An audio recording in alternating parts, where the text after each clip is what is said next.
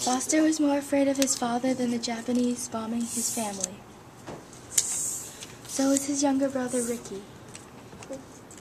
His older brother Mel even joined the Air Force to get away from him. What was so bad about the father? This book is called Foster's War by Carolyn Reeder. It was set during World War II, right after the bombing of Pearl Harbor. The children in this family had a father who was hard on them because he had high hopes for his eldest son. And when he joined the Air Force instead of joining a university, all those hopes were dashed. He didn't want his children to be like him during the Great Depression and have to struggle to make ends meet. However, he took it too far, and instead of encouraging them, he scared them off in the other direction. They had nearly finished eating when Mom said, "Horace, we got a letter from Mel today saying he was about to be sent overseas, and when I called the base to speak to him, they said he'd already gone." Father didn't answer, but Evelyn said, "I still don't see why he wrote. Why didn't he call us?" "He did call," Father said impatiently. "Last Thursday, collect. And you never told me?" Mrs. Simmons sounded incredulous. What did he say, Horace?" "You must not have understood, Ruby. He called collect." Mom stared across the table at him. "Are you telling me that you wouldn't accept the call?"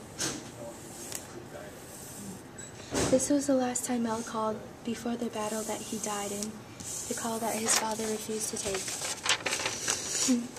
"Mom, there's something I don't understand," Evelyn said. "Why is Father taking this so hard when he refused to talk about Mel and didn't even bother to read his letters?" "He read those letters, Evelyn. I always left them on my bureau, and I know he read them because I deliberately mixed up the pages, and they were always in the right order the next day."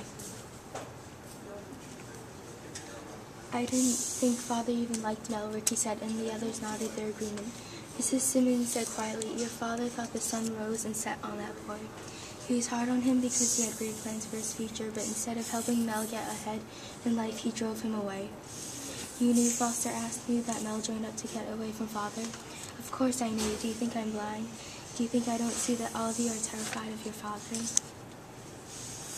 That you avoid him in any way you can, whether it's escaping into service like Mel did or into your own little world, like the way you do?" Foster stared at his mother. Was that what he did? Finally, Evelyn got fed up and decided to show her father that while one of his sons was dead, he still had 2 living ones and a daughter. She told him that she would go to university, and with her brother's help, she cut out a section of their family photo album and created a cubby for Mel's Purple Heart that he earned for his service. The ending of the story was quite bittersweet. Foster and Ricky received a model train set that Mel had begged for every year at Christmas, one that he was sure that he'd get every year but never did. It was unfair. They got it when it wasn't even a holiday, but it was symbolic of how their relationship with their father was changing.